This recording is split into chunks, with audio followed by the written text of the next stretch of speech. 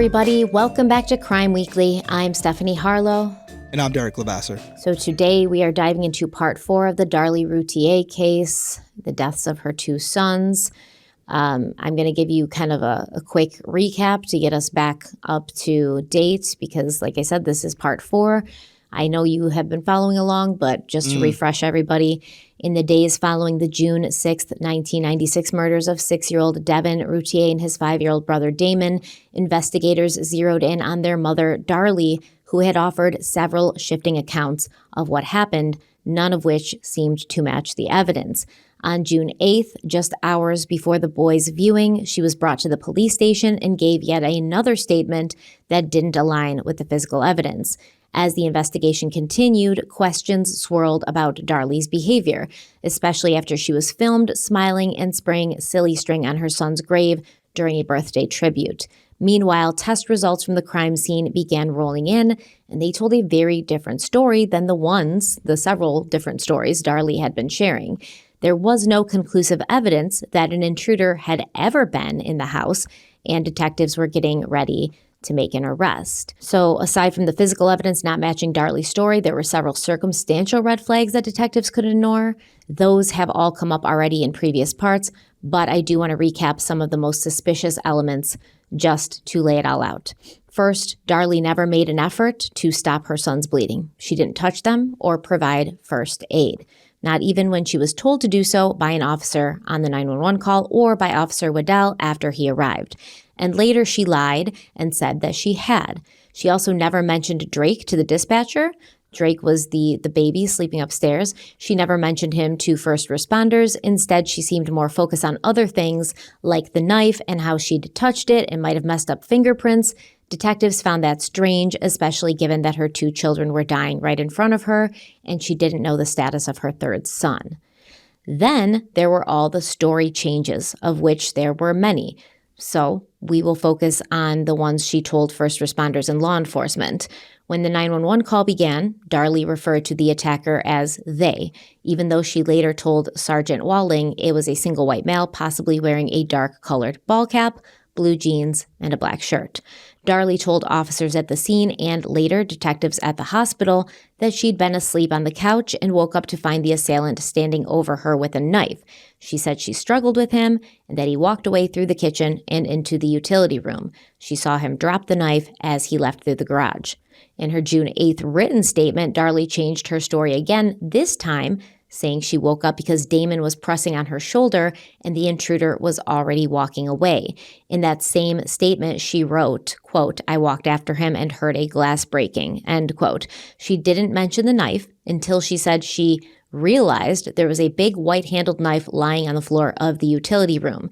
She said she picked it up thinking he was in the garage.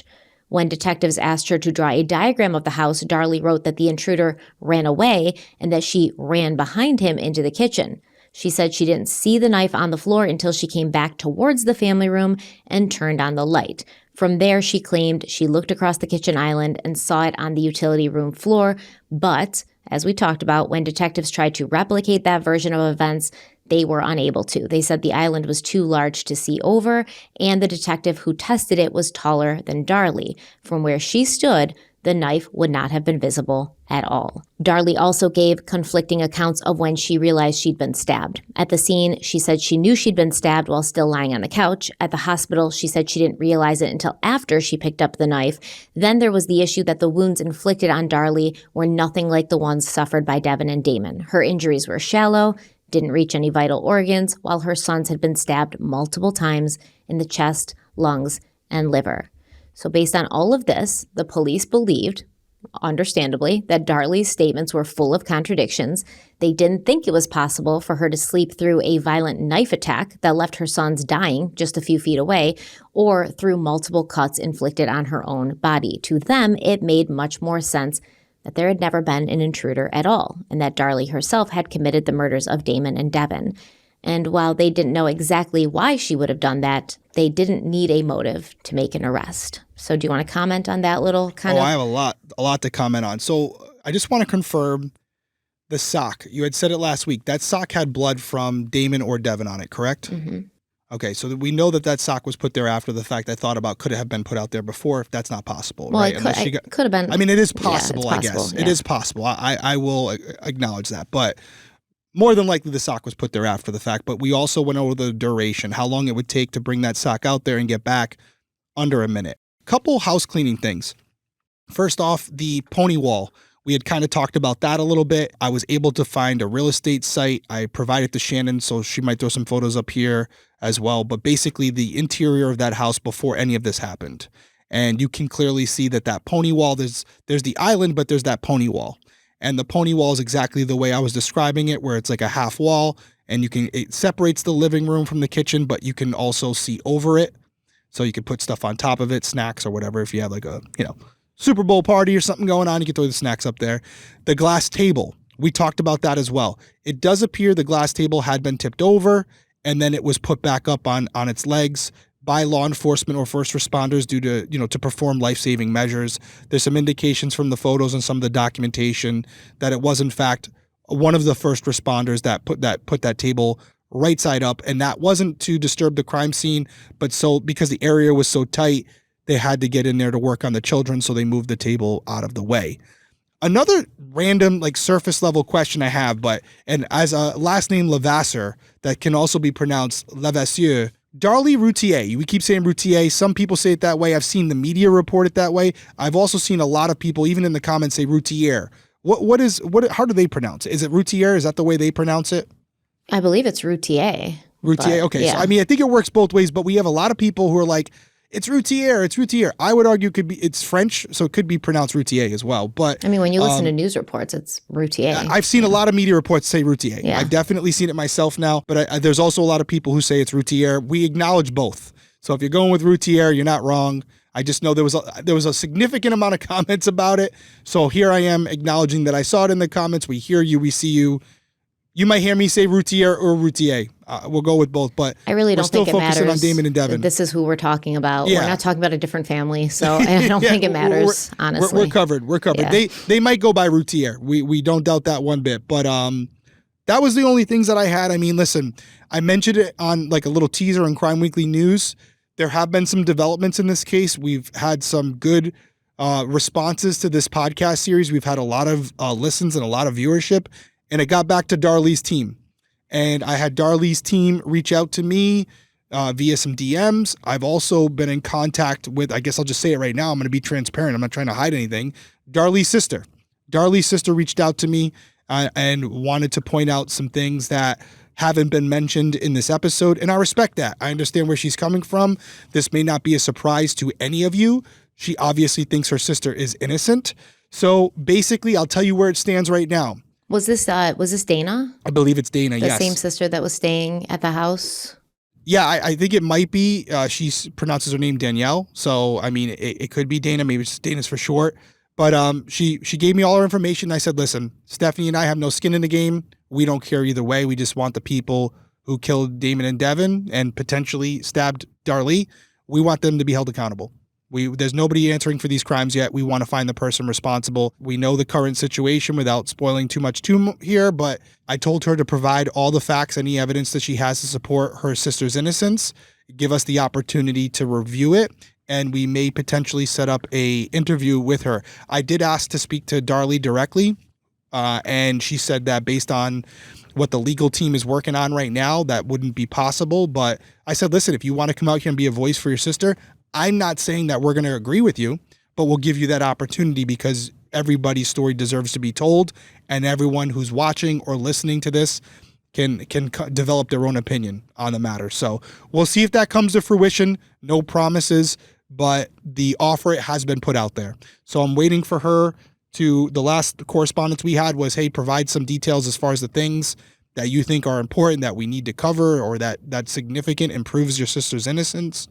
If you provide those things, we'll go over it and we'll take it from there. So we'll see what happens. So I just looked it up. Also, it looks like Dana was Darlie's sister-in-law, sort of. So from Danielle's her actual biological sister. Yeah, from what I can tell, Dana was married to Darren's brother, Dion.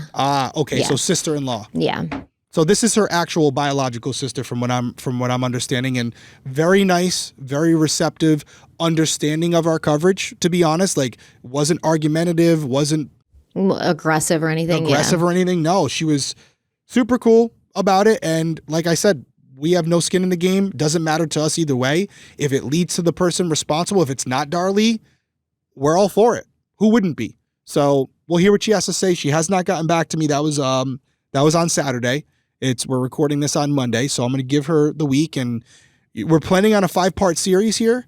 But if this turns into part 6, because we're going to go over what she has to offer and with an interview, we're not going to cut it short. We'll do that. I'm also looking at Dana's testimony during the trial, and she says in this testimony the last time that she saw the Routier family before June 6th was about a week and a half before.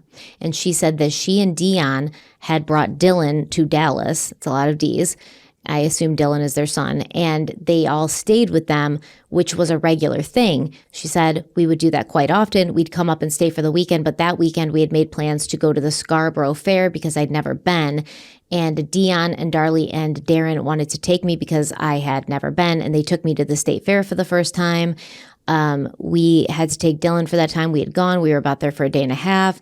So I don't know if it's Dana that stayed up until the day this happened, or if it was Danielle. But either way, I mean, there's just so much information in this case. So it's a good question to ask her. And by the way, you didn't mention this yet, but we've obviously talked. Even if Danielle doesn't participate, you've already told me, like, your plan is for the final part to give the other side of the story, some things that the other side says as far as potentially significant as far as Darlie's innocence is concerned. So we were already planning on doing that anyways. But this would obviously add another layer to that, and we would welcome it. So if Danielle's listening, I'm assuming she is. We're ready when you are and look forward to hearing from you. Absolutely. So let's continue on. On June 18th, Darlie was arrested and charged with 2 counts of capital murder. She was held on a $1 million bail. A gag order was issued, and prosecutors later announced that they would seek the death penalty. At a news conference following the arrest, Chief Randall Posey said, quote, "The crime scene tells a story. Unfortunately, it's different than Darlie's," end quote. Darren, Darlie's husband, said he was completely blindsided and he believed wholeheartedly that Darlie was innocent, and this loyalty actually led to major issues for Darren. In the days following the arrest, the state took custody of the Routier's youngest son, Drake, citing concerns that Darren's insistence that his wife is innocent compromises his ability to care for the infant. Temporary custody was later granted to Darren's parents, and a judge ruled that Darlie was not allowed to see Drake. However, Darren was permitted to have supervised visits. In late August, a bond hearing was held, and during this hearing, multiple people testified, including law enforcement and first responders. Darren also took the stand, and this time he had some new details to share. When asked what he and Darlie were talking about on the night of June 5th before he went to bed, Darren said, quote, "Just general information about what was going on at work, who needed to pay us. We talked about the boys a lot, talked about her trip to Cancun, our future trips that we were having for my class reunion. My sister was getting married. We were talking about that trip. We were talking about our trip to Pennsylvania. We had a lot of future plans," end quote. So if you recall, Darren had previously said that the night before, or the night that this happened, he and Darlie and the boys had been in the living room, and then he took baby Drake upstairs. But before he took baby Drake upstairs, he and Darlie sat on the couch and talked to each other. And he had said that they'd been arguing, and he had mentioned arguing about finances, but now that's not really what he's saying. Right. The prosecution asked whether they argued about the broken down Jaguar, and Darren said no. He said, quote, "Actually, it was not even really that much of a conversation. It was just that she would have liked for me to have gotten it fixed so that she could have her Pathfinder back," end quote. So obviously the Pathfinder was Darlie's. Darren was driving it while the Jaguar was getting fixed. When asked if they discussed a cabin cruiser boat they owned, Darren said no, and this is going to be important to know later. Darren testified that he went to bed while Darlie, Devon, and Damon slept in the family room. The first thing that woke him up was the sound of glass breaking, followed by Darlie screaming. When he ran downstairs, the first thing he saw was Darlie standing at the bottom of the stairs. He followed her into the family room and saw Devon lying on the floor. Darlie had been yelling, "Devon, Devon, Devon," as he ran down, so Darren said he went straight to him, Devon, running right past Damon without seeing him. It just gets more and more unbelievable, honestly. I mean, listen, there could have been tunnel vision there, right? I mean, if we're to take everything at face value, I'm not here to be devil's advocate on everything. I don't want to be annoying, but I do wonder if you're hearing your one son's name being screamed out and the first thing you do when you come down the stairs is you see them in the distance. It's dark down there. Could you potentially run by your son who you're not expecting to be on the ground at your feet? Yeah, I guess I suppose. I guess it's possible. Yeah. I don't sit there and go, "Oh, that's ridiculous. No possible way." I just think that, like, once again, we're hearing a new version of events, and it's, slightly different in some places than other version of events, and it's drastically different than. Well, we have talked about trauma, though, right? We've talked about it, and I've given some examples involving myself where I would have been certain about certain details that were literally on or off. The lights were on or off. I had a 50% shot, Stephanie, and I got it wrong. It does happen. I'm not saying it's for everybody. Everyone responds to traumatic situations differently. It's tough to put yourself in that mindset because you don't know how you're going to react until you're there. I also do want to acknowledge this, especially based on what we're about to talk about as far as Darren's statement goes. At this point that he's recounting this, he's also had multiple time and ample opportunity to talk to Darlie. And I'm sure the two of them have sat up nights talking about what happened that night. So his remembrance of events could be colored and modified based on what she told him happened. And we've seen this before. There's an actual psychological reason for it. I can't think of it right now, but you start to believe. And we've seen this in eyewitness statements for accidents. If they hear other eyewitness statements, suddenly that other statement, portions of it becomes part of their statement, and it's not an intentional thing. It's just they're picking up on it, and they're like, yeah, that could have happened, or yeah, I saw that happen. So that could be something that we're dealing with here. Correct. Can I clear the deck real quick, too? Because I just want to we know how you feel about this. You've been transparent about it. But I do want to say, as I'm sitting here and we're at very early into episode 4, my thought right now, just to clear the deck, is that Darlie did it. But I want to say that I'm not as convinced as you are. I don't believe it was a collaborative effort. I do not believe it was Darlie and Darren. However, I'm not completely off Darren either. Now, was it direct or indirect based on someone he's involved with? Maybe. I'm just saying that I'm not sitting here going, "Oh, poor Darren." Not yet, anyways. I need to know more. And I will say, even though I'm being a little bit of a hypocrite when I say this, because everybody handles trauma differently, just said that. I don't like the way he responded in those videos either. And I think I said that. So I just want to put it out there that where I am right now, I know how it looks and I know how I'm speaking and how I'm responding to stuff. You guys know me by now. We've been doing this a long time, but I'm not completely off Darren. There's some issues I have with Darren, and I'm looking forward to hearing more about him because not everything's lining up with him either. And I was just going to say that if you definitely don't believe that they're both involved with it, then you'd have to look at their I just think their story could have been better if they both were, right? I mean, that's my problem with it. Either that or they're just really bad at it. They're not too smart, I guess. They could have just said we were both upstairs, right? Well, then how would Darlie have gotten stabbed, I guess? I don't know. But hear me out. Devon and Damon can't speak to us. Mm-hmm. So if the intention was to kill Damon and Devon and they were in on it together, this is just being, we're all being honest here, right? You kill the kids, but then you go back upstairs and when you call police, your narrative is the boys were downstairs sleeping. We came down to this. There's no need to stab yourself. There's no need to cut yourself. There's no need to do all of that because you're in it together. It seems to me that someone was putting on an act for someone else in that house that was still going to be alive. You follow what I'm putting down here? Yeah, I do. There seems like there was a lot more done than needed to be done if both people inside were in on what was going on. I actually completely see what you're saying, yes. I think the act was being put on by Darlie, but the person who was in the middle of the situation. So, yeah, but I see what you're saying. I'm with you. Yeah. I'm with you. And you know what? There were a lot of people who responded to my theory that this could have been a botched suicide, murder-suicide. Mhm. Oh, for A lot of sure. people in the Yeah. comments were like, I never thought about that before, but that's another avenue we have to explore. Maybe the intent was for Darren to come downstairs and all three of them to be dead. Yeah, it's possible. So anyways, I just wanted to put that out there where I stand right now. We're more than halfway through the series. I don't want you guys thinking that this is a Darlie, we're just sitting here piling on to her. There's other things that we're still exploring, and Darren has some. I love your reaction for people who can't see it. She's like, maybe not for you, but for me, that's where I sit right now. All right, we're going to take a quick break, and then we're going to come back and continue talking about Darren's new version of events.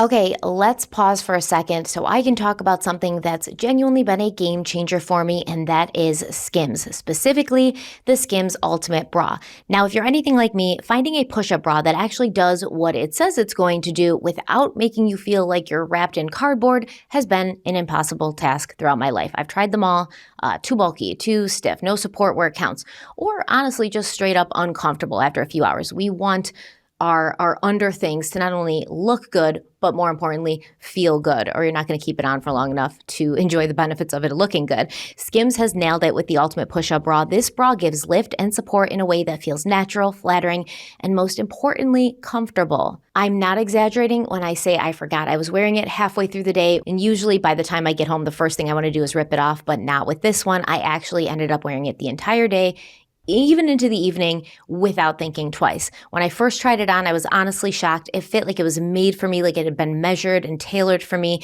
It's structured in all the right places, soft where it needs to be, and gives you that little extra boost without feeling like you're being squeezed into a shape that you're not organically. And I don't know if it's the fabric, which SKIMS has great fabric, by the way, but it could also be the way it's designed, maybe a little bit of both, or just the SKIMS magic, but it made me feel confident, supported, and put together, even on the busiest, most chaotic days, no matter what I'm wearing over it.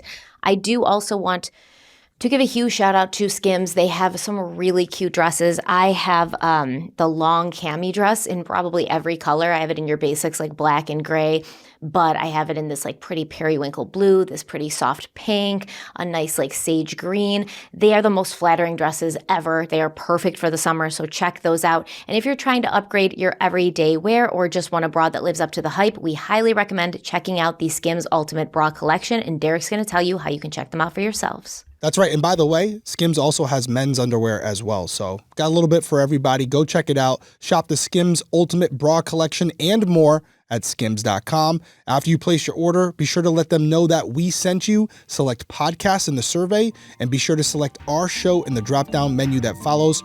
We would greatly appreciate it. Go check them out, skims.com.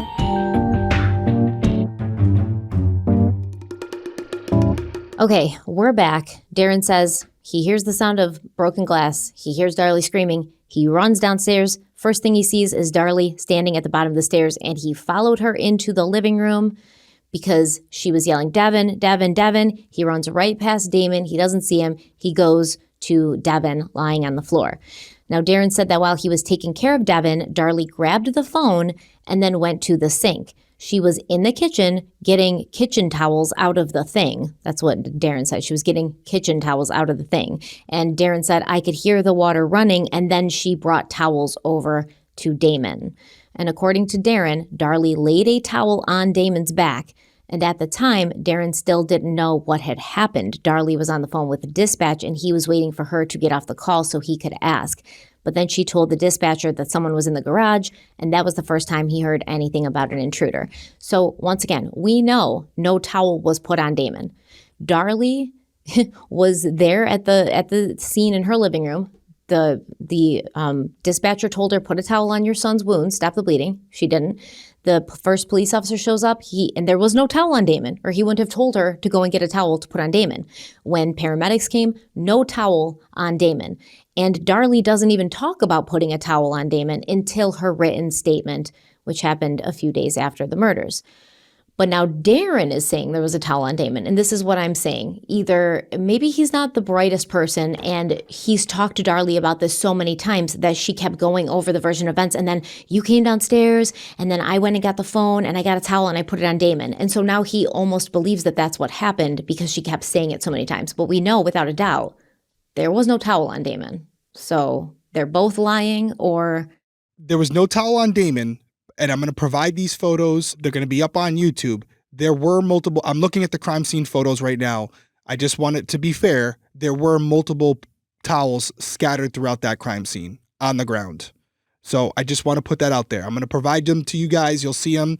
well, why would you just lay a towel on your bleeding son's back and then walk away and not put any pressure on? And then when the police are telling you to do it, you don't do it, and there's no towel on him when they get there. Did you take the towel off? Like, it doesn't make any sense. It doesn't make sense that there was ever a towel on Damon. Yeah, I don't disagree with that. I'm just trying to be transparent for the people who go, there were towels there. There definitely were towels there. We have the proof of it in the crime scene photos. You can see the blood all over the floor, and the towels are kind of just scattered on the ground beside them.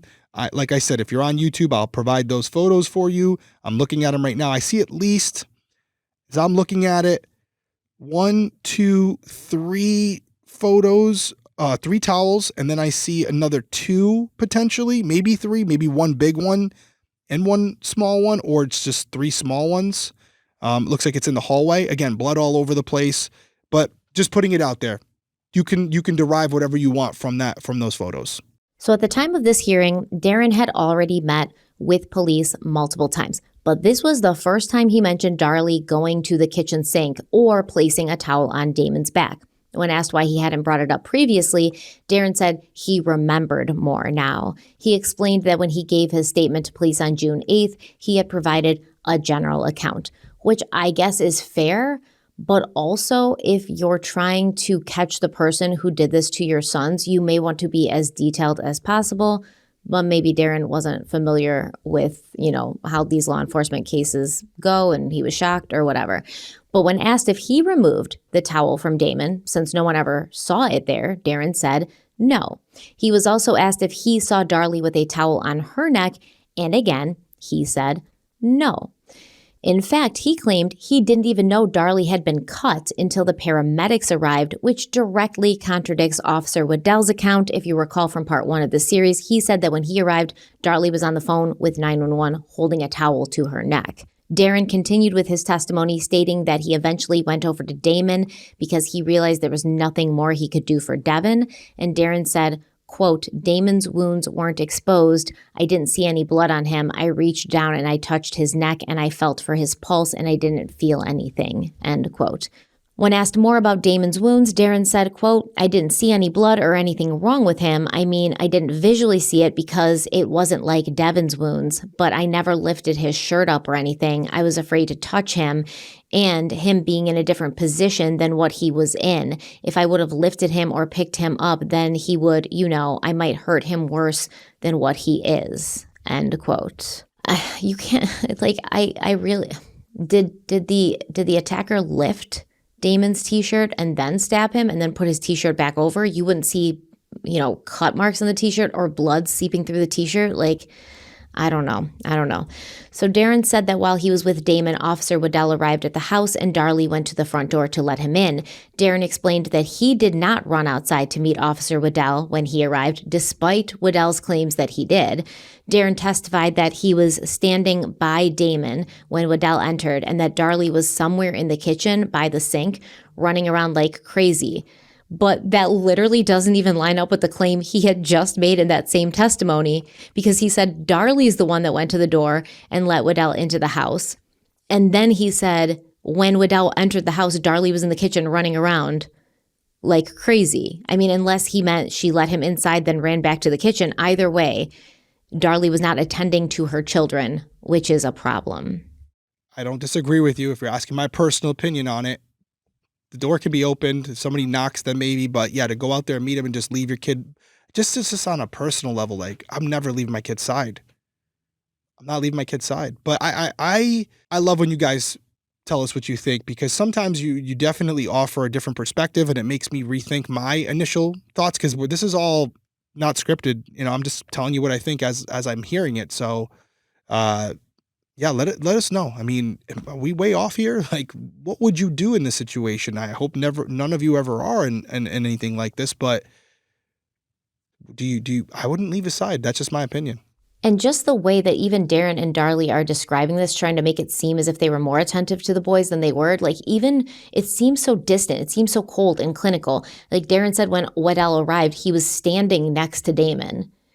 I wouldn't be standing next to my child looking down at my child. I would be holding them, kneeling next to them. I would be trying to do something, anything. I'm not a medical professional. I felt for a pulse. Dude, what are you talking about? A pulse could be faint. If there's any chance that that child is alive until a medical professional has told me there's not, I'm going to try. So he's just like, well, I felt for his pulse. I didn't feel any. So I just stood there and looked at him. It's just weird. It's very cold, clinical, like as if these were not your children. And you kind of were just like maybe you ran up to a scene and you were trying to help, but you didn't know what to do. So you just stood there in shock. But like, I mean, I don't know how far the hospital is, but I could see a world where I'm picking the kids up and I'm jumping in my car and I'm driving directly to the hospital. I'm not even waiting because now you're waiting on response time. You don't know how long it's going to take them to get there. They could be there quick enough. The local law enforcement's, if the police station's close by, maybe that's the better route. But yeah, I mean, depending on distance and location, I'm throwing them in the car and I'm going for it. I'm going through every red light on the way there and I'm going to get them to the hospital as fast as possible. And I mean, yeah, and Darren's like, I was afraid to touch him because he would be in a different position than he was in. It almost sounds like, that's crazy. It almost sounds like Darlie being fixated on the fact that she touched the knives. And so she may have but you hear what you messed just with said? Prince. What? Who made that statement? Which, Darren? Yeah. Yeah, Darren. So you see where my head's at? Yeah, I mean, I think they're both weird. I think they're both behaving weird. If you told me all the things you told me about Darlie, but then everything with Darren was I came down there, I was moving shit, I was picking kids up, I was, like a contradictory to what she's saying, I'd be like, okay, well, we have one who's on the ball and one who's not. But yeah, you're right. It's like they're both saying shit that just doesn't make sense. And so maybe I'm wrong, but if it's one or the other, yeah, then... but we know when Officer Waddell arrived and he said to both Darlie and Darren, get cloths and put them to your boy's wounds, Darren complied and she didn't. Yeah, I mean, man, it's tough. It's a tough one. It's these two people. You may not like this, and I know we have family members watching, but not my favorite people. Just gonna say that. Well, like, why is she running around the kitchen like a crazy person? Why is she doing that? What is in the kitchen, man? What is in the kitchen besides the evidence that you tried to clean up? Oh, like, what is in the impartiality. Kitchen? Right? Come on. What's in the kitchen? Nothing. Pose the question. Don't answer it. What's in the kitchen besides, you know what I mean? You would not be a good lawyer. No. Well, I mean, I'd be a good researcher. Maybe a good paralegal. Maybe a good prosecutor, right? But they say the inflammatory things like that all the time. There's an objection, but the jury still heard it. Okay? Oh, my God. So Darren continued his testimony, and he said that Officer Waddell just pretty much stood there like he was in as much shock as we were. He never said anything to me, and I'm screaming and telling them that they need to go, that they need to go and get this guy. They need to, call everybody. They need to call Rockwall and Garland and everybody that they can possibly get here, and we needed help. So Officer Waddell does not say any of this in his testimony. Remember, he comes in and he says that he told Darren to attend to his son's wounds. Darren's like, no, this dude was just staring, like completely in shock. He said nothing to me. I was screaming at him. So we have two totally different versions of events. Darlie doesn't even recount Darren, screaming madly at Officer Waddell. So yeah, and listen, Waddell, whatever his name is, he could be lying. You could be looking at a scenario where he was petrified.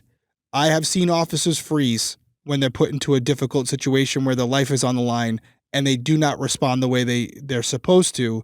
And when Waddell, whatever his name is writing the report, he's not going to say that because from what I've been seeing, there has been a lot of criticism about Waddell and his reaction when he responded there and he arrived and basically his lack of doing anything. There has been some public scrutiny with that. I don't know why. He was very clear about why he did that. It was protocol. Like, I'm not leaving this family. I agree with it. We talked about it. I'm just saying what's been put out there.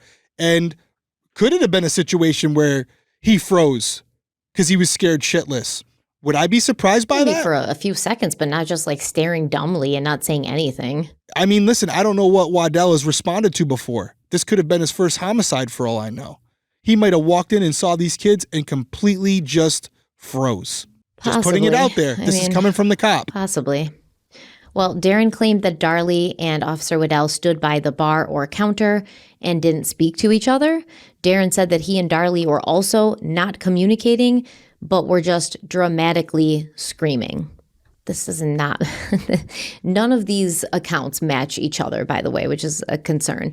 So once Officer Walling arrived, he was the second police officer on scene, Walling and Waddell checked the garage, which they found empty. Okay, let's break down Darren's testimony. At the end of the bond hearing, the judge rescinded Darlie's bail, and shortly afterwards, she and her family decided to hire a private attorney. Up to that point, Darlie had been represented by a court-appointed attorney named Douglas Parks.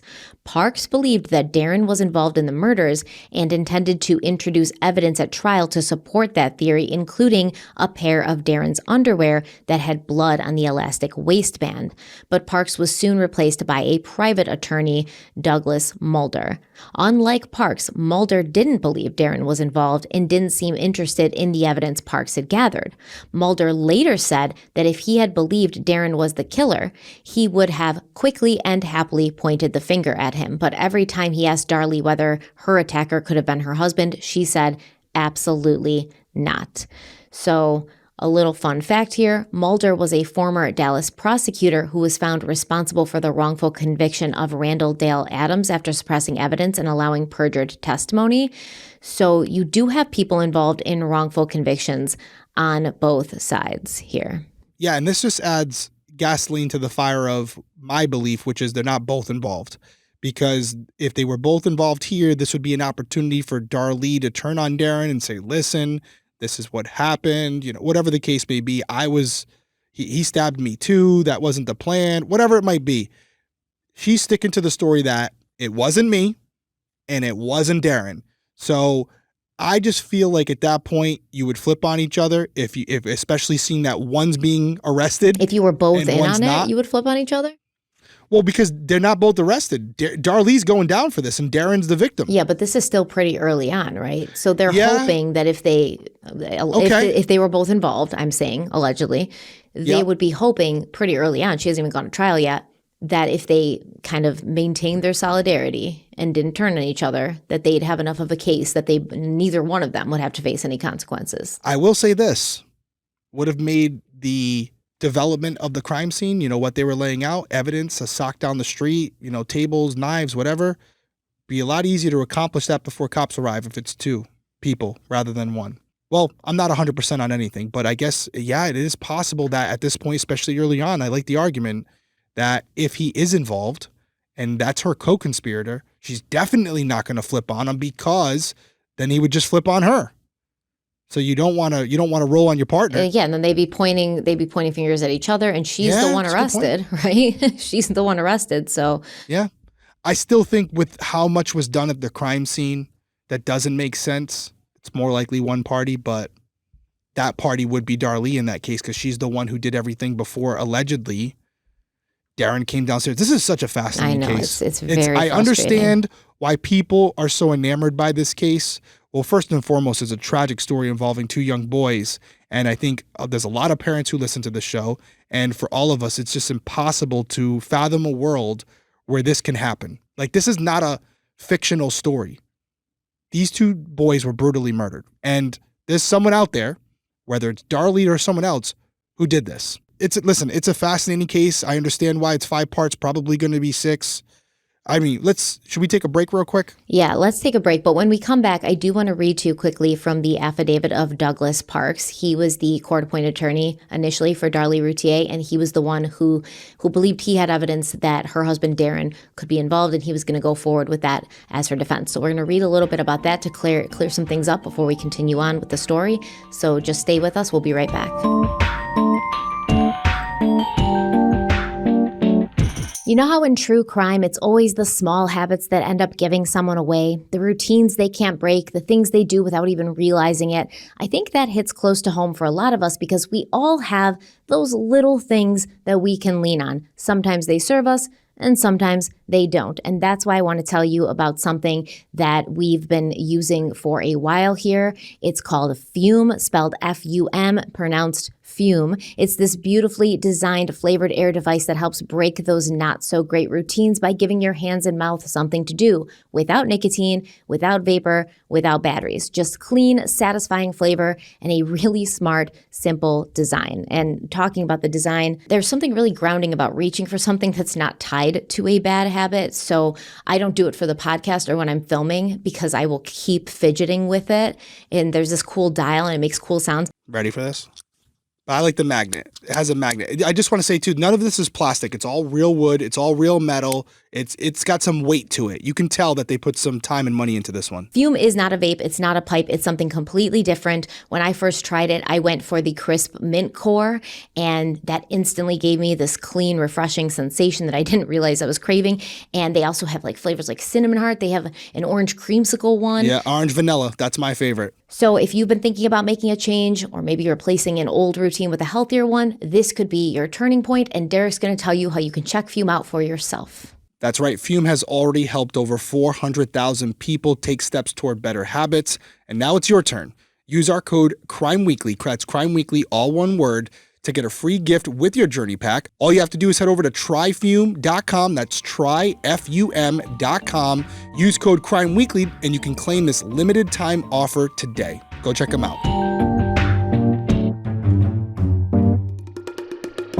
We're back. So this is from the affidavit of Douglas Parks. And he said, "It is my professional opinion and was at the time that I represented Ms. Routier that a zealous defense of Ms. Routier necessarily involves implicating her husband, Darren Eugene Routier, in the death of Damon. At the time I represented Ms. Routier, I fully intended to introduce evidence that would implicate Darren Routier at trial, such as, for example, a pair of his undergarments stained with blood on the elastic waistband." Okay, so Douglas Parks continues, and he says, on October 21st, 1995, attorney Douglas Mulder was substituted as counsel for Ms. Routier. 1 month earlier, on September 20th, 1996, Mr. Mulder had represented Darren Routier in a contempt of court hearing involving the possible violation of a court order restricting publicity. So what Parks is saying here is that Douglas Mulder, when he took on Darlie's case, had already represented her husband a month prior in a different case, in a contempt of court hearing. And then Parks continues on and says, I had learned that Douglas Mulder was considering whether to accept employment as counsel for Darlie Routier several weeks before October 21st, 1996. Upon learning of this possible employment by Darlie Routier and Mr. Mulder's representation of Darren Routier, I became concerned that Mr. Mulder would be unable to represent both Darlie and Darren Routier without breaching his duty of loyalty to one or both clients.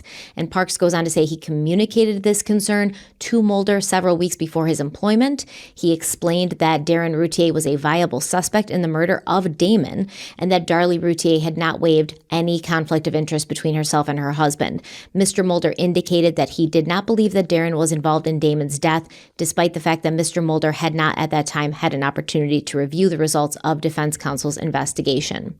So basically, what Parks is saying is he was worried that conflict of interest. Yeah, that there's a conflict of interest. I also think it's interesting that this affidavit, they keep specifically referring to Damon. Damon, and not Devon. Yeah, that is interesting.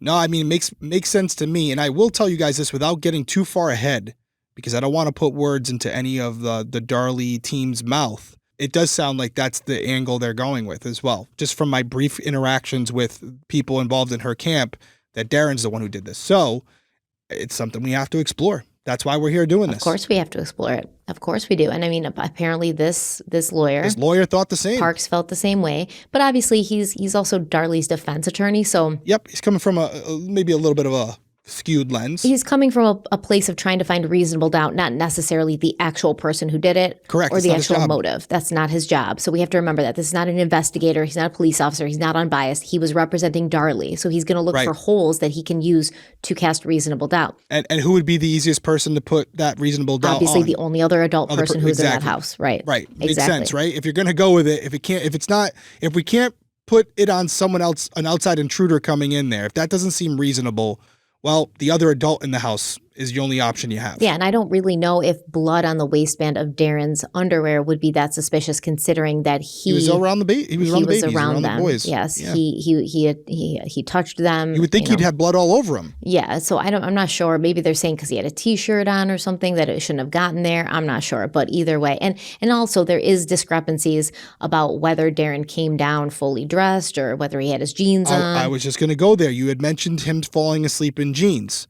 If you're to believe what this guy's selling, Darren comes down without his jeans on, does what he's doing, goes back upstairs, then puts his jeans on. So the blood is from the crime, and the jeans were on after, which would have covered the underwear, which would have led to the blood being on the jeans, not the underwear. And remember that Darlie had said when he came down initially, he did not have his jeans on, and he had to go back upstairs and put them on. And that's when he got Drake and came down and, handed Drake to the neighbor, Karen. So, yeah. I get it. I get where they're going. Doesn't mean it happened, but it's definitely an interesting argument to make. And with the other adult being in there and him not looking too great on these interviews as well, I can see why you would take that approach. Absolutely. So while awaiting trial, Darlie continued to maintain her innocence. In letters and conversations with friends and family, she suggested that two men, Glenn and Gary, might have been responsible. Glenn was the one she mentioned most often. You may recall him from part 3. He's the guy who worked next to Darren's shop, right, and had hit on Darlie's best friend, Barbara, which his wife found out about because of Darlie, basically. And in one letter about Glenn, Darlie wrote, quote, "We believe we know who did it. That FBI guy is working on it. We already have so much on him. I really believe he did it. Darren will have to tell you about him. It's a long story. I know him. I saw him, and I know it's him." End quote. All right. So she goes from first, when the police are on scene, I didn't even get a good look at this guy. Didn't see him. Don't know who he is at all. His back was turned. His back was turned. Then she's got a description of him. He's a white male. He's got this kind of hair. He's wearing this. And now she recognized him. She saw him. She knows it's him. So this is convenient. But didn't know him at the time. Yeah. Somebody who she knew prior to this incident failed to mention that to anyone. Like, hey, the person who was here kind of looked like Glenn. I know him. Yeah. Probably would be a significant piece of information that you would want to relay to the investigators. Yep. In another letter, Darlie wrote, quote, "I know who did it, and it's driving me crazy that he is out there running free. What really makes me angry is that I gave the Rowlett PD his name in the beginning, and I assumed they would check him out, but they never did. Now he has time to make up a story, but I believe if he has a lot of pressure, he will break." End quote. By the way, the police did look into Glenn. Of course they did, but they didn't believe he was responsible, and that's because while in the hospital, Darlie told investigators the assailant resembled Detective Frosch, but Frosch and Glenn looked nothing alike, so if her original description was accurate, Glenn couldn't have been the man that she saw. Darlie also blamed someone else in another letter, and this time she pointed to her neighbor, Gary. She wrote, quote, "We know he left the sock directly in the path towards his home. We know he was outside his home at 2:30 that morning." End quote. Darlie said Damon and Devon knew Gary and that this house had the same floor plan as theirs. She wrote, quote, "This man could be on his balcony and see into our backyard." End quote. And she said that Gary used to watch her. But according to the police, that didn't hold up either. Gary lived at the very end of the street, and from his home, he would not have been able to see into the Routier's backyard. It kind of almost sounds like Darlie's like maybe having a mental break, sort of like she's got these delusions. She's like, Gary lives so close to us, and he could see into our backyard from his balcony, and the police are like, nah, he lives all the way down the street. Of course he can't see their house from his balcony. It's almost like she's either nefariously planting this stuff, just trying to blame anyone and everyone, or she's kind of having like delusions and like paranoid delusions that, oh, it could be this person, it could be this person, it could be this person, and exaggerating out of, I guess, a pure belief in her head that she did not do this and someone else did. I mean, I'll also put out there that when we're describing this, you're describing it as Darlie's this coherent, conscious person. And I'm with you. But there's also a scenario where she did, in fact, have a psychotic breakdown, blacked out, and doesn't even Like, she truly believes this. Or because your brain That's what I'm trying to say. Yeah. Like, she truly believes. So she's grasping for anyone else because she has no idea what happened. And so she's grasping for things and trying to make them seem more possible. Yeah, she's putting this scenario forward, truly believing it's possible. Not saying it makes her any less of accountable for what she did, but it's something to consider as we go forward. Where, when you automatically think, oh, Darlie did it, she planned this all out, she knew what she was doing, she orchestrated it, she knows as she's sitting in prison right now, that's what she did, and this is just an elaborate strategy that she's laying out to try to put the blame on someone else.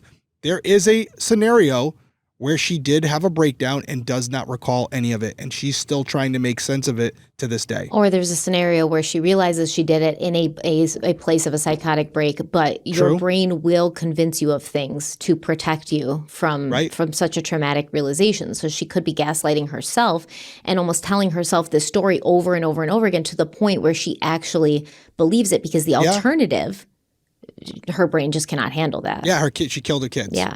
So that's a tough one. Yeah, I mean, I would assume that, having that sort of realization would have a major impact on your mental health. And our brains protect us from things that are going to be incredibly disruptive to our mental health. And there was, she had just had a baby. There could be postpartum psychosis happening. There's all this potential. Yeah, we talked about that, yeah. So as Darlie was writing these letters, the prosecution was preparing for trial. To help strengthen their case, they brought in FBI agent Alan Brantley to review everything investigators had gathered, just to make sure no stone had been left unturned. After reviewing the evidence, he concluded that the crime scene had been staged and that whoever killed Devon and Damon was likely someone they knew well. He echoed several points the police had already raised, many of which were covered, but he also brought some new observations to the table. So now this is law enforcement official, 5, 6, 7, who's saying that this is staged. Not only this FBI agent, the police, the Rowlett police believe, and then that he was like an investigator, a retired investigator, crime scene examiner that they brought in. I forget his name, but I think it was James. They brought him in to look at the scene and go through the house when this first happened. He also said that it appeared to be staged. So one of the things that stood out to Brantley was the contrast between the level of violence and the condition of the scene. There was maximum human devastation and loss, but a near total lack of property damage. Brantley said it seemed the killer had no regard for the children, but showed an unusual level of care for the home and its contents. He explained that the family room was very compressed and added, quote, "For two adults to be in there fighting and struggling with one another, you would have expected to see some more dislodged," end quote. Instead, aside from a broken wine glass and a cut window screen, almost everything else in the house remained intact. According to Brantley, that suggested a deliberate effort to protect the space, something that he called a proprietary interest. In other words, the killer didn't just happen to be there, they had a connection to the home and its contents, and possibly to the people inside. Then there was the blood trail, or lack of one. The droplets ended in the utility room. There was no blood in the garage, no signs that anyone exited through the window, and no evidence of an injured intruder fleeing the scene. Brantley said that if someone had just stabbed 3 people and gotten into a physical altercation with Darlie, you'd expect to see at least some blood in the garage and on the window, but there was none. He also questioned the logic of the cut screen. Brantley pointed out that burglars typically remove the entire screen. They don't make a narrow slit and try to squeeze through, especially not in a low, awkward garage window. And if they do cut the screen, it's not with a knife that they would find inside the house. For Darlie's story to be true, the intruder would have had to have broken in some other way, taken a knife from the kitchen, go outside and cut the screen, then come back in and return the knife to the block, which we talked about last episode. That's absolutely ludicrous. I don't believe that happened at all. Nobody would do that. That is so dumb. It's so dumb. Doesn't make sense. Yeah. And the slit, by the way, it does. It's a big slit. But you would think that it would just be completely torn out. It'd be a hole. Yeah, just break through that thing, right? Yeah.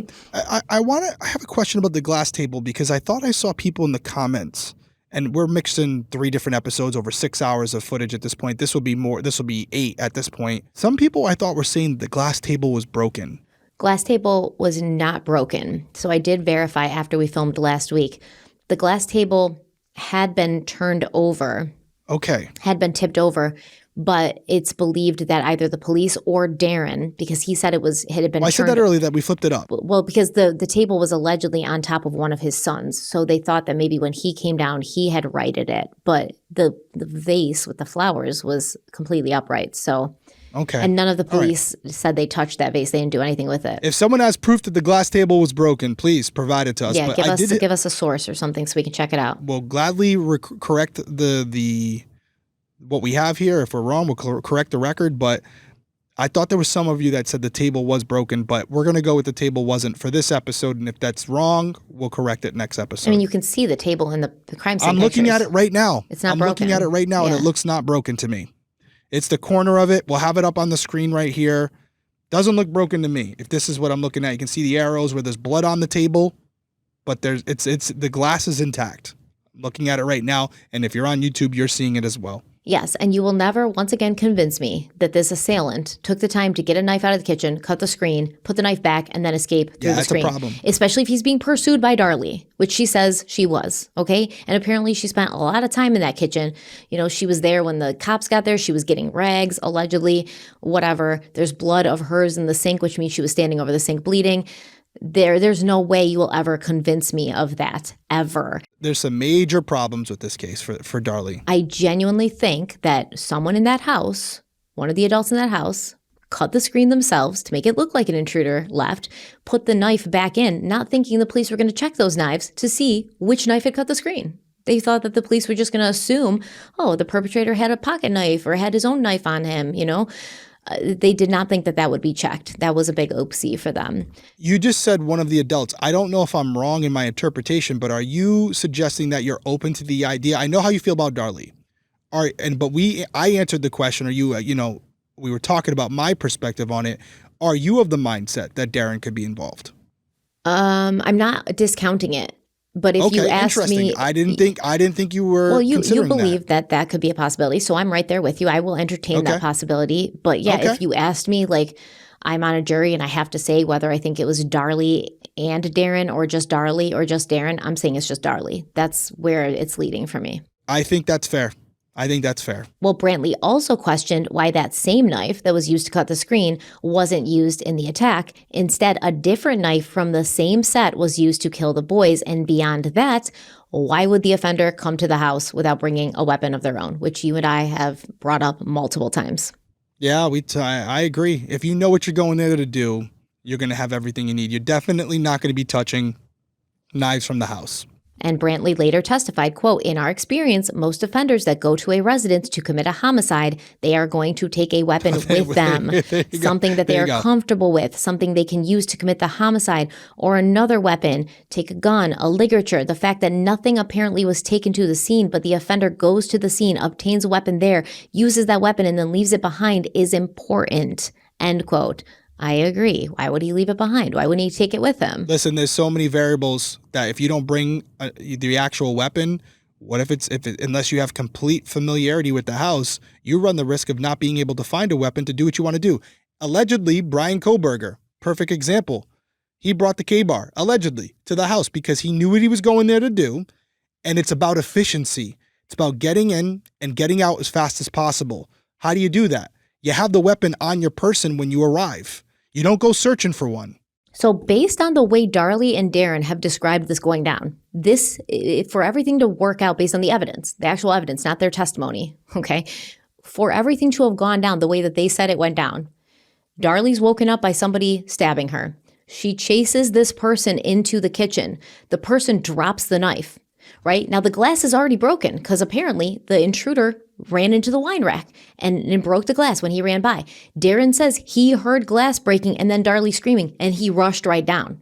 Now the intruder drops the murder weapon in the utility room before going to the garage. Now the intruder gets in the garage and he's like, oh shit, there's a screen here.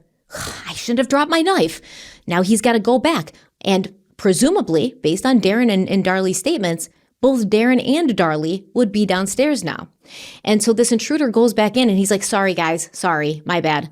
I shouldn't have dropped that murder weapon. I'm just going to grab another one of these knives, cut the screen, And then once it's cut, I'm going to come back and give you the knife. Okay, I'm going to put it right back where I found it. Everything's cool. Don't mind me. He goes back out, cuts the screen, comes back in. Definitely by the time he comes back in to put the knife back, Darren and Darlie are both downstairs. And they're just like, oh, can you please leave us? Somebody came in and attacked our children. Get out of here. We don't have time for this. And he's like, no problem, guys. I'm going to just squeeze right through this little slit in the screen I made with your knife and not leave any evidence that I ever did that. See you guys later. Thanks so much for the hospitality. What? It doesn't make any sense. No, but couldn't it be the same in egress and ingress where basically the offender comes in through the screen, cuts the window with whatever they have, a utility knife. Again, it doesn't, I'm just giving you an alternate. But that's not the knife that was used to cut the screen. Correct. So they would still have to grab another knife, but just hear me out. They get into the screen by cutting it with a razor blade or whatever they have. I don't know. It doesn't make sense, but they cut it, right? They go inside. They grab a knife from the knife block as they're walking through the kitchen. They do what they do, and then on the way out, they drop the knife, and they don't have to recut the screen because it was cut on the way in. Basically, I'm saying the screen was cut with the knife from the knife block in the Routier home. I know. I'm just trying to. I mean, so what are you because you have the fibers from the screen on there. You're right. So what are you talking about? I'm trying to play devil's advocate. Well, don't. And I'm not. It's getting ridiculous now because the scenario I just laid out is impossible. But according to the evidence, that's what happened. Folks, I'm trying, but I'm running out of options here. Yeah, there's no options. I'm trying to be open-minded. That's ludicrous. That's absolutely ludicrous. Yeah. Come on. How often do I not have a counterpoint? I know you tried. You're like, well, maybe at a razor blade, but it's like, where did that come from? No. I'm trying to be open to it. The only explanation is that the people who did it or the person who did it was still inside the residence. Yeah, and they set up and staged the crime scene like every single law enforcement professional who saw this scene and looked at this evidence has said. All right. Danielle, if you're listening to this, we have some questions. I really hope we get the opportunity to discuss this because amongst the things that she's going to put forward, I know we're going to have some questions for her as well. So Brantley, the FBI agent, also noted that most offenders are well aware that you don't leave the murder weapon behind as it could contain fingerprints, unless somebody in the house picks it up and ruins the fingerprints. And this is something Darlie herself seemed to understand based on what she said during the 911 call and to everybody afterwards. So, all right, here we are with really no options as to what could have happened here besides someone in the house doing it. All right? I tried. It wasn't for lack of effort, guys. I know. I'm sure Darlie appreciates it. So we're going to take another break. We'll be right back.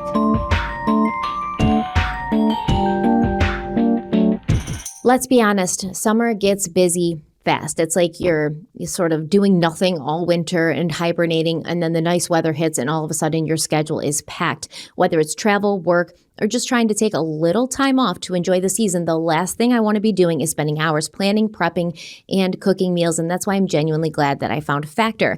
Factor meals are chef-crafted, dietitian-approved, and most importantly for me, they're ready in just 2 minutes. They show up at your door fresh, never frozen, and they make it so easy to eat well without overthinking it. So right now, I've been loving their Protein Plus options. I never get enough protein, and it's just so important to get protein for your brain, for your body. There's over 45 weekly options, so whether you're trying to get your protein in as well, or you're doing keto, calorie smart, or you just want something delicious and balanced and quick, there's always going to be something at Factor that works for you. Factor even has breakfasts and snacks covered. They got these delicious egg bites, by the way. Between podcast recordings, I've been loving their cold pressed juices. So in the morning, I'll have their egg bites and then a pineapple, turmeric, basil cold pressed juice. It's so good. The apple cal wheatgrass is good as well. And I know it doesn't sound like it would be good because wheatgrass and turmeric and stuff. I don't know what they're doing, how they're filling these bottles, but it's magic in there. It's so good. So Factor has just made a huge difference in how I manage long days. So easy. All you have to do is take the meal out of the cardboard insert, poke the plastic a few times with a fork, pop it in the microwave, 2 minutes, and it's delicious, hot, ready, filling, nutritious, amazing, all the good things. So Derek's going to tell you how you can check them out for yourself.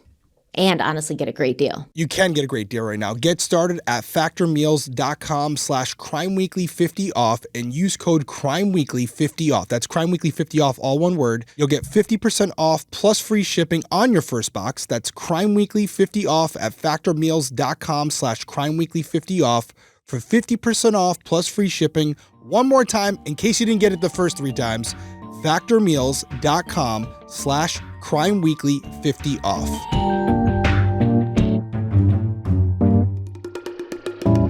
All right, we're back from break, and also we didn't talk about it again, but on top of that, her on the 911 call talking about the evidentiary value of certain pieces. And then when the police got there, and then when she was in the hospital. That is also something that is extremely suspicious to me. I mean, we understand and we acknowledge that everyone handles trauma differently, but I have never in my 20 years now of investigative experience, especially when I was responding to these incidents as they're happening, I've never had a victim of a crime or a family member of a victim of a crime run up to me and go, "Oh my God, they're inside and I'm so sorry. I kind of walked through the crime scene, so you might have my boot prints in the blood or my fingerprints may be on him, but please go help him." Never in my 20 years have I heard a story like that or have I personally experienced something like that. So if that's what happened and she's innocent, it's an outlier. I've never heard or seen it before. Yeah, it's an outlier, of course. I've never heard someone concerned about the crime scene and the preservation of evidence. While their children lay there dying. Yeah. Never. For what that's worth, never happened to me. So the FBI agent Brantley, he also said the attack itself was, quote, very contradictive of his experience, end quote. He found it completely unbelievable that the killer would target the children first, removing the least threatening individuals, and then choose to leave Darlie alive after she knew he'd attacked both of her sons. And you, Derek, have said this multiple times. That is the detective perspective. That's the law enforcement perspective. It makes no sense. It doesn't make sense. You're not going to change up your MO mid-killing. When we think about, allegedly, again, Bryan Kohberger, what we find is the horrendous nature of the killing. It's consistent throughout all parties. To change it up within a matter of minutes, it would have to be either two people or the third set of wounds, which would be Darlie, were self-inflicted. That's the only explanations I can deduce from that. So Brantley also pointed out, Darlie, she's a really small woman, right? She was standing at just 5'2", yet the attacker, according to her account, saw her, chose not to kill her, ran away from her, and left the murder weapon behind as he fled because he was scared of her and she posed some huge potential threat to him, even though he was armed and she was smaller than him and injured. So Brantley believed the sock found in the alley was part of the staging as well, though he wasn't sure exactly when it was placed there. He theorized that the person staging the scene may have realized the crime scene did not extend beyond the house and decided something needed to be planted to suggest an intruder had fled. 100%. It wouldn't take a crack detective to figure that out. Anybody who's planning this would also go against the whole psychotic episode as well, by the way. This is some premeditation, or I guess it could also be snapping out of it after the fact and being like, oh, now I have to do But still stuff. realizing you did something wrong and covering it up. 100%. Knowing what you did. So at that point, if it's Darlie, she knows what she did. She's not truly sitting here. We gave her the benefit of the doubt that she may not understand what happened or may have told the lie so many times that she now believes it. No, if this is what transpired and she's solely involved, she knows exactly what happened. Yep, I agree. I agree that Darlie knows exactly what happened. Okay. So according to Brantley, the sock's location didn't make sense for any other reason than somebody trying to make it look like a crime scene where the intruder had fled. He said the intruder would have just had to leave the house and then travel deeper into the neighborhood just to discard it instead of escaping in the quickest way possible. Brantley further addressed the large bruise on Darlie's arm, calling it another sign of staging. He felt the injury didn't support evidence of a struggle. Instead, it, quote, looked like either the arm had been beaten on something or something had been beaten onto her, end quote. Okay, so let me push back on that a little bit because a lot of the other things we've already talked about, we're not going to keep going over it, but I guess she could whack her arm off something multiple times. She could have done that. If she had the way the elbow is, I mean, I guess you could take a hammer and smack yourself with it or some other object, some blunt object, or another person was hitting you. But if that was the case, if Darren was involved with her, if this is a collaborative effort, why wouldn't they just say they were all downstairs and him have injuries as well? I'm not even focused on that because I believe Darlie gave herself those bruises afterwards. Because remember, no one in the hospital saw that bruise. It healed at a different level than the other bruises she sustained during that attack on that night. So by the time her other bruises were already yellowing and healing, that other bruise was still pretty fresh, which means, and nobody saw it on her until like after the funeral and stuff, I believe. And so that's an issue. No one in the hospital saw it, and there were doctors and nurses taking care of her around the clock. The school of thought, just to put it out there from the conversations I've had so far with some people who are supporters of Darlie is that Damon and Devon were killed. And the offender, their original intent was to assault Darlie before killing her. But because she woke up, because she fought back, because things didn't go according to plan and time was running out, that's when the offender decided to slash her before fleeing the scene. Like the original motive was to sexually assault her. And that didn't come to fruition for a variety of reasons. But the bruising, if you're in that camp, although I'm taking out the fact that the bruising healed differently and all that, but just the bruising itself, how could it have gotten there, would be maybe a form of restraint where originally it was a sexual assault and then it changed. But even that, then you have to address what you just said, which is the bruising healing at different times and no not one at being the hospital consistent. saw it. Yeah. That's a problem. And even if you wouldn't see the bruising, if it was that significant where they were squeezing or restraining that tightly, you would have fingerprint impressions almost. You would have red. You would have something there where, as the doctors are kind of going over the body, you would clearly see the handprint of someone to cause that much bruising. For anybody, we can throw the photo again up right now. It's a significant amount of bruising. And when we originally saw the photo, I was extremely perplexed by it because it's a lot. It looks like a serious injury. Yeah, I agree. And yet it doesn't align with what we're hearing. And yet none of the medical professionals who treated her noticed this injury. Yeah. To observe and note it in the report. No. Yep. And when it came to motive, the FBI agent Brantley, he ruled out robbery based on what was left behind at the scene, most notably the large amount of jewelry left in plain sight along the alleged path of entry and escape. Brantley said, quote, "As a matter of fact, nothing was disturbed. Nothing of value in that home seemed to be of interest whatsoever to the offender in this case," end quote. Beyond that, Brantley noted that the Routier home was an unlikely target for intruders. It was surrounded by other houses on all sides, increasing the chance of someone seeing or hearing something unusual. Most criminals, he said, take that kind of risk into account. There was also a vehicle parked in front of the house, which might have suggested to a would-be burglar that someone was home. Lights were on downstairs, and people were sleeping there, factors that would have been visible to someone approaching from the backyard.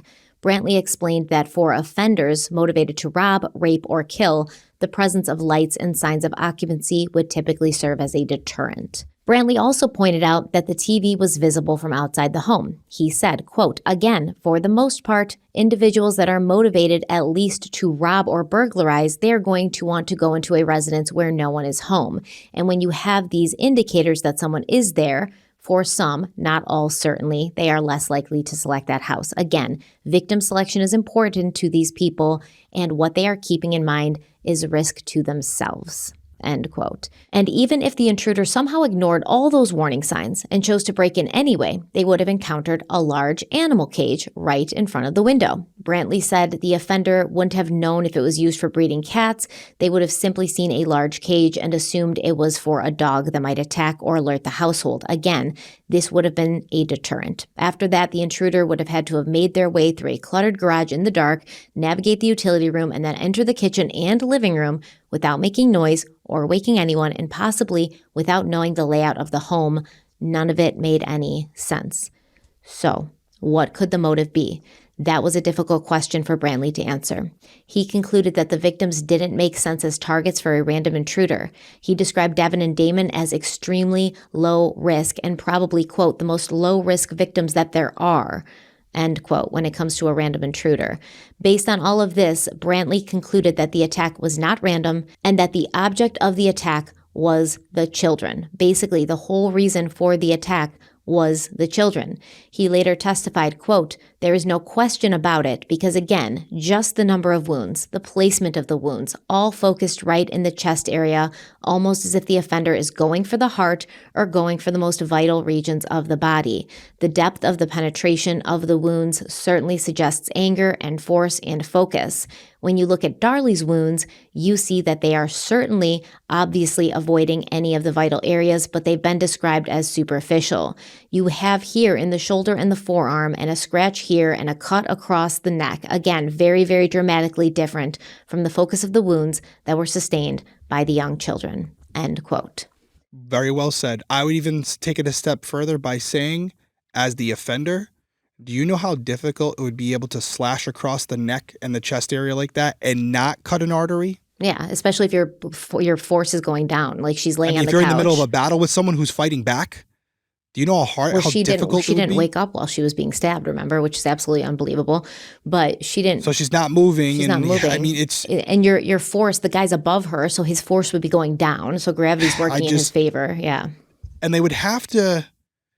I guess if you throw up the photo here right now, Shannon, of the neck injury again, you would have to either be in your left hand slicing upward, starting at the chest and going up towards the neck, or in your right hand starting in the neck and slicing down. That's if it's another person. Now, if it's Darlie doing these injuries to herself, this image may be a mirror image. It may be inverted, so just bear with me. It could be the opposite hand, but you would have to have the knife in the opposite hand of the cut, and you would start at the neck area and slice downward.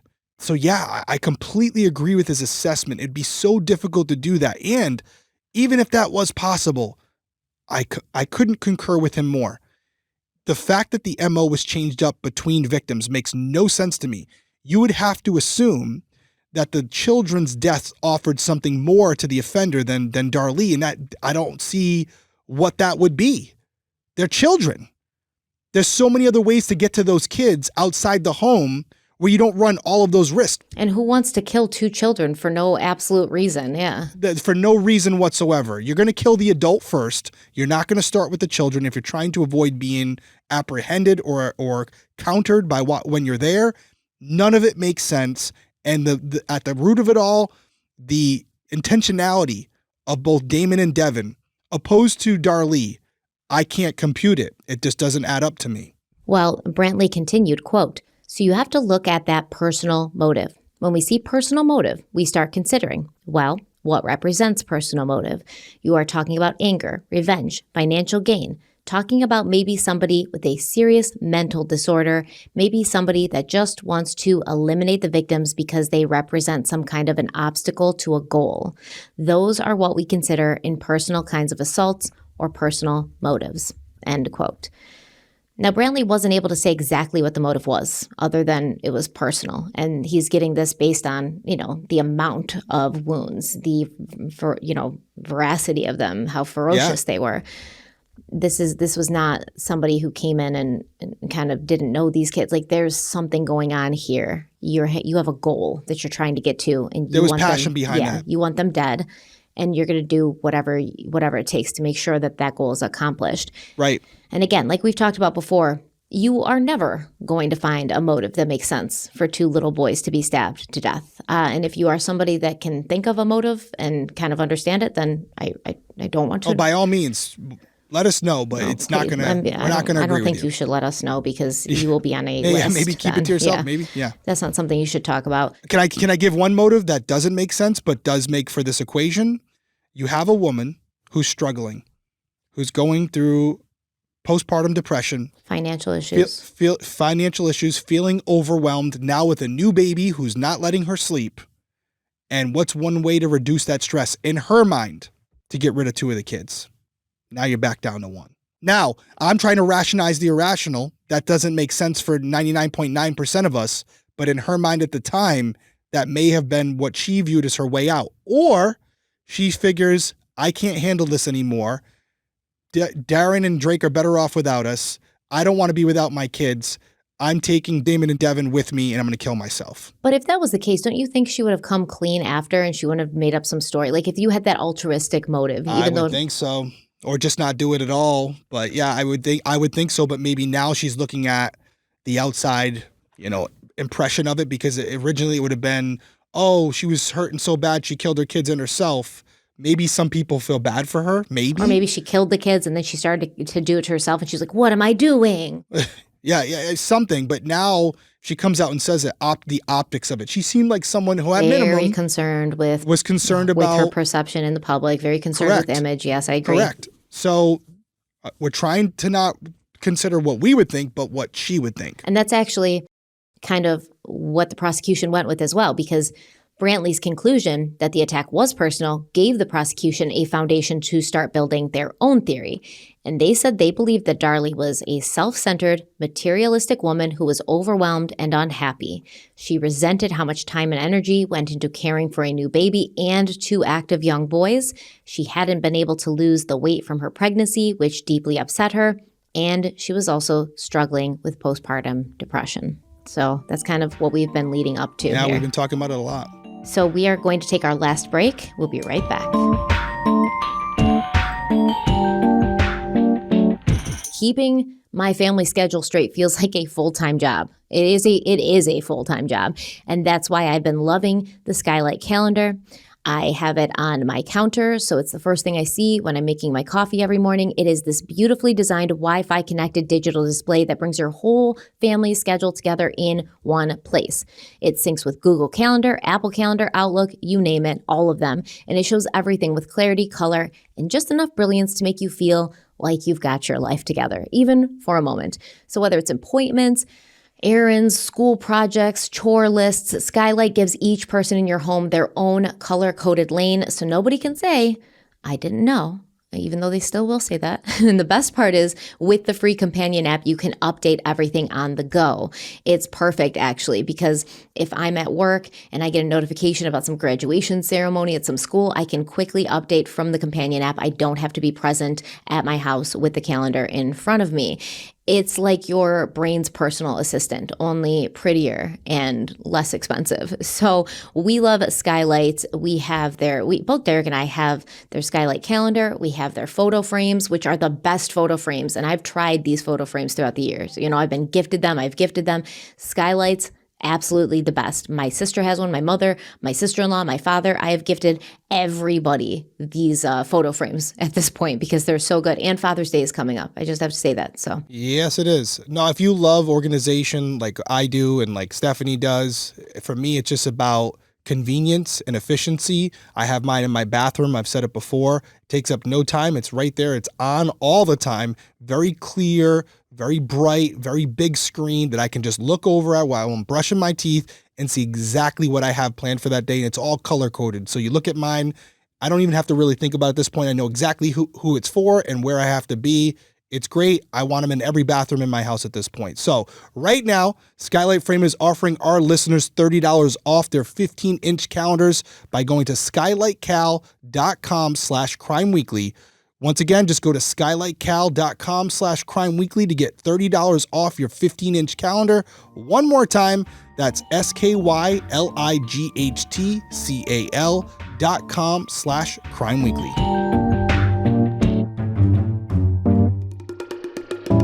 okay, we're back. And before the break, we heard what the prosecution believed the motive was. And this is going to be sort of their supporting evidence for why they believe that. As June 5th approached, everything in the Routier household was unraveling. Their finances were in crisis. There was barely any money left in the bank. Their home was in default. And Darlie didn't have enough money for all these summer trips she'd planned, let alone the expansive shopping sprees she loved to take. The prosecution believed Darlie was under extreme stress and nearing a breaking point, so she decided to kill her children, possibly for life insurance, possibly to ease the financial strain. Either way, they believed she planned it all. On the night of June 5th, Darlie stayed on the couch while the boys slept nearby on the floor. Darren and baby Drake were upstairs. Sometime between 1 and 2:30 a.m. on the morning of June 6th, the prosecution theorized that Darlie killed her sons and staged the scene, though the exact order of events was unclear. They believed that at some point, either before attacking the boys or before injuring herself, she used a bread knife to cut the window screen and place it back in the knife block.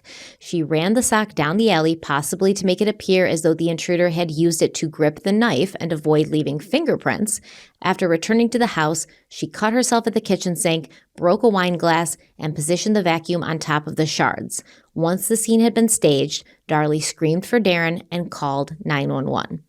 From there, prosecutors said she came up with a string of false stories to tell investigators and did whatever she could to cover her tracks, including showing up at the police station days later with a dramatic bruise on her arm that hadn't been visible during her hospital stay. And I do think it's fair to say that the prosecution's motive wasn't rock solid because, once again, there's no motive that a reasonable person can think of. And with the way the scene was staged and with the changing stories, it's going to be hard to figure out what's true and what's not. But here's the thing. They didn't have to prove why Darlie did it. They only had to prove that she did. And by the end of 1996, they believed that the evidence spoke for itself and they were ready for a trial. But just when the prosecutors thought everything was in place, Darren did something odd. On the evening of December 3rd at around 5:30 p.m., he showed up at the house that he and Darlie used to live in on Bond Street, the same house where they had once raised Devon and Damon.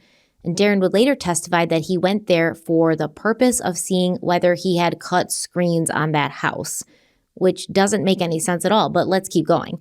While he was inspecting the windows, the current owner, Corinne, came outside and asked what he was doing.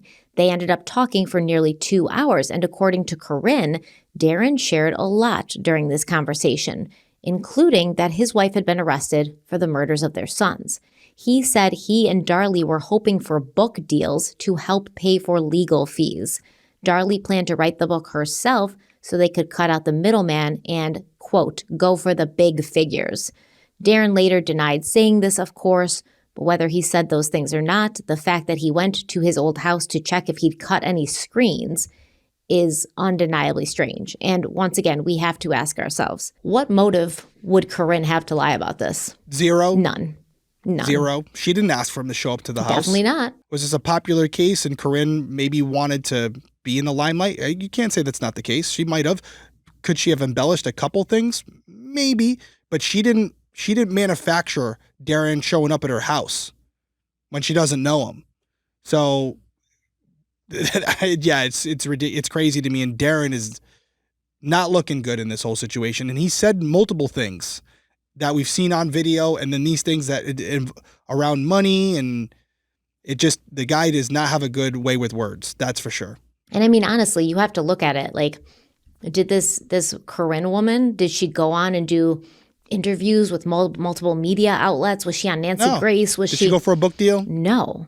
So was it really that she's like, oh, let me just get in on this? Like, what kind of person would do that to a father who had just lost his 2 children and whose wife had just been arrested for their murders? What kind of person would lie about this in order to make his life worse?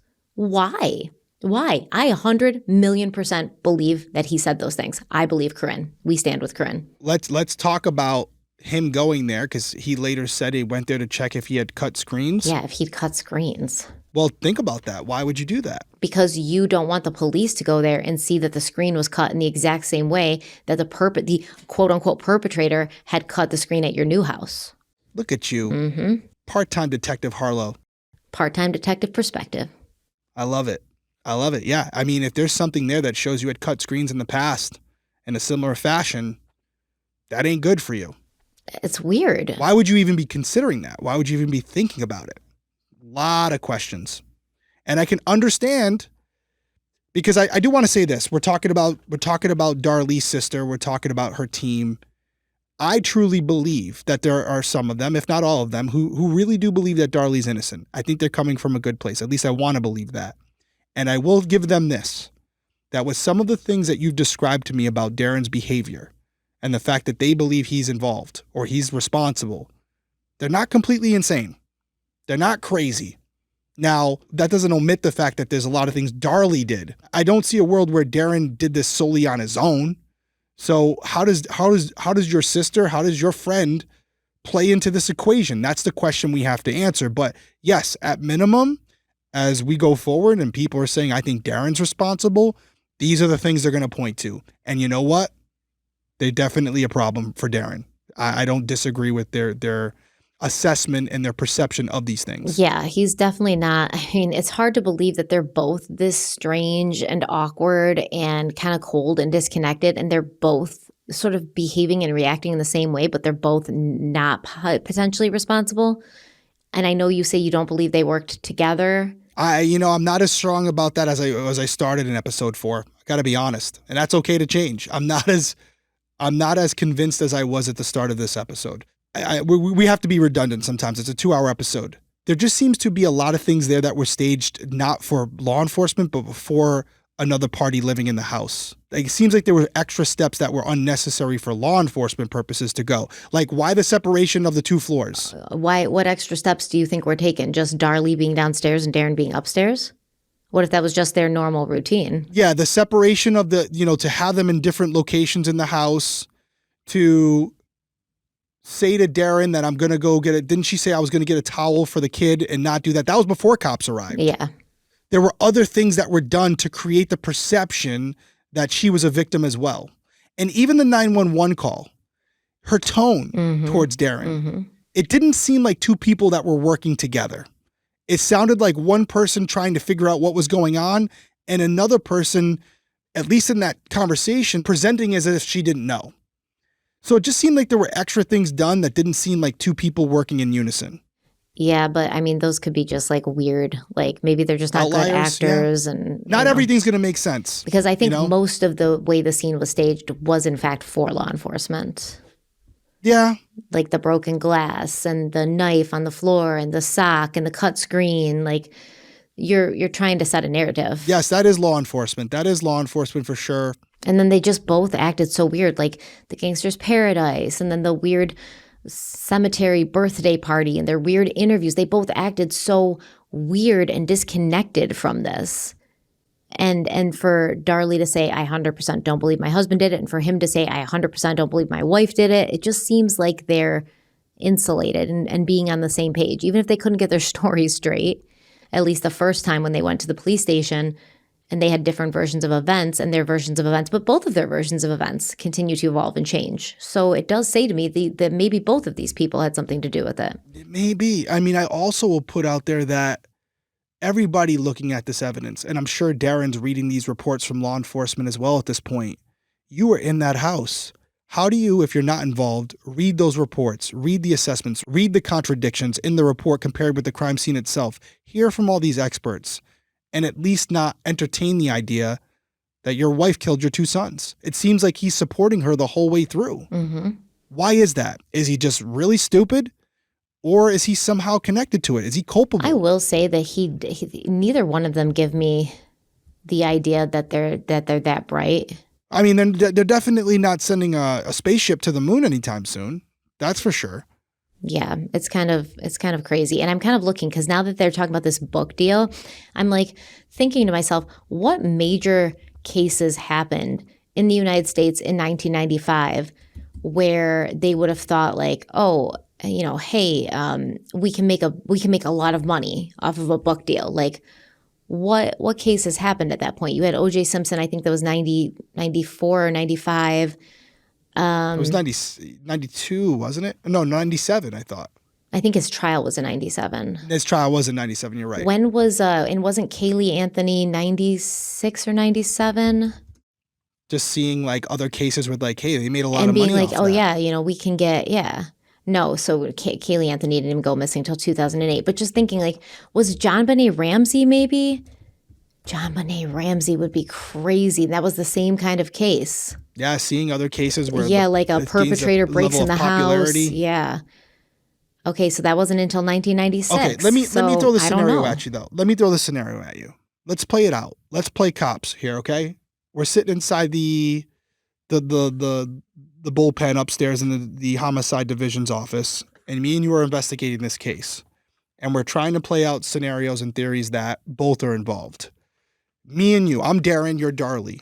Okay, we decide we're going to kill our kids because it's too much and we can get some money for it, right? Who makes the decision on who's going to get cut up and bruised up and who's going to be the one that was sleeping upstairs the whole time? I mean, I feel like they would probably have Darlie both want to get cut. Yeah, I feel like they would probably. So they both look like victims. They both look like they fought. Or they'd want Darlie to do it because they would know that, I guess, maybe Intruder would be more likely to continue on with what he was doing if it was like a vulnerable woman and not a man that could fight back. I don't know. You know what I mean? I'm playing this out for you, everyone listening, because these are the conversations that would have taken place if it's a collaborative effort. Hey, you're going to cut yourself on your neck, your chest, your arms. You're going to go to the hospital. You're going to do all these things. And I'm going to get to say, I just was upstairs sleeping. I could say the counter would be better. Like, hey, the guy was downstairs. He fought valiantly. Mom was upstairs with the baby sleeping. Mm-hmm. Mm-hmm. You know, again, I don't know. I mean, I was seeing some reports where Darlie was downstairs because she was trying to stop breastfeeding.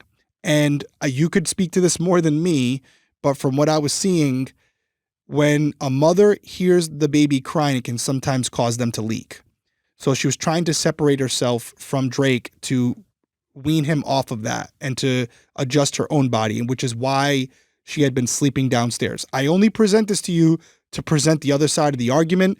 I'm not trying to convince anyone out there of this. I'm putting it out there for your consumption.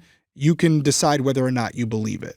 Yeah, it's just weird. I'm trying to figure out where would the book deal come from. You know, I believe that he said it because these people. I believe he said it too. These people have no freaking self-awareness at all, by the way. The way they spoke in those media interviews, like, you have no self-awareness at all. I believe it as well. And at that point, Darlie's the one who's on trial for murder, not Darren. So why is she incriminating Darren at this point? It would be better for her to say, oh, he told me he thinks his wife did it. You know, that would be more. Oh, you mean why is aligned Corinne? with, Yeah. Why is she implicating someone who's not even under arrest? If she's really wanting to get headlines, she would say, he told me he thinks his wife did it. That would be this more salacious headline. And she's not even saying like, oh, he did it or she did it. She's saying very, plainly, like, yeah, he was talking about a book deal and Darlie was going to write it. Book deals, which is fucking weird. They were going to cut out the middleman and go for the big figures, like this is very clinical language. This is not like, if you're going to make anything up, you'd be like, he confessed that his wife did it and he saw it, yeah, exactly. You would do something salacious if you're trying to get media attention. If you want a headline, you can get a headline. If you're going to lie, go all the way, right? So yeah, to wrap it all up, as far as that portion, as far as the two of them together, there are things that would suggest they did work in tandem.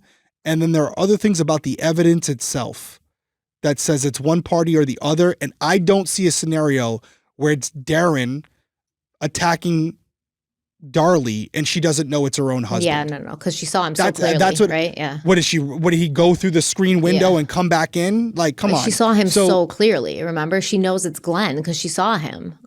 and I think you said this, so I apologize if you already did. If we're looking at the three scenarios, it's Darlie and Darren, or it's an outside intruder, but there's no scenario. It's just Darren and Darlie's the victim. Yeah, here. I kind of agree. Okay. All right. So we're getting somewhere. But we could change. At this point, anything could happen. So 6 weeks after Darren is hanging outside his old house, trying to see if he had cut any screens, which, by the way, you haven't lived in that house for quite a long time. If you had cut any screens, don't you think they would have replaced it by now? You weirdo. No, it's weird. It's weird. So 6 weeks later, on January 16th, 1997, Darlie's trial began 300 miles away in Kerrville after the case was moved due to intense pretrial publicity. At the trial, Darlie was only being tried for Damon's murder. Prosecutors chose to focus on his case first because he was younger, and his death made Darlie eligible for the death penalty. And like many trials where a mother is accused of killing her children, media coverage was nonstop. But this case drew even more attention, partly because of Darlie's flashy appearance, and partly because the Routiers had once lived a life of wealth and comfort. We're not going to go into extreme detail about the prosecution's case here because we've already walked through most of it across the first 4 parts of the series. Basically, the prosecution laid out their theory and motive. They played the enhanced 911 call Darlie made that night, claiming her distress sounded fake. They walked the jury through the physical evidence, pointing out how none of it aligned with any version of Darlie's intruder story, and emphasized that her injuries were deemed superficial by medical staff. They also zeroed in on how she grieved, or didn't. One of their biggest pieces of evidence was the video of Darlie spraying silly string at the boy's graveside birthday party. The prosecution actually played it for the jury 8 times. To them, it said everything. To wrap up their case, the prosecution called FBI agent Alan Brantley. His testimony was long, but it pulled everything together, leaving little room for reasonable doubt that Darlie wasn't involved in her boys' murders.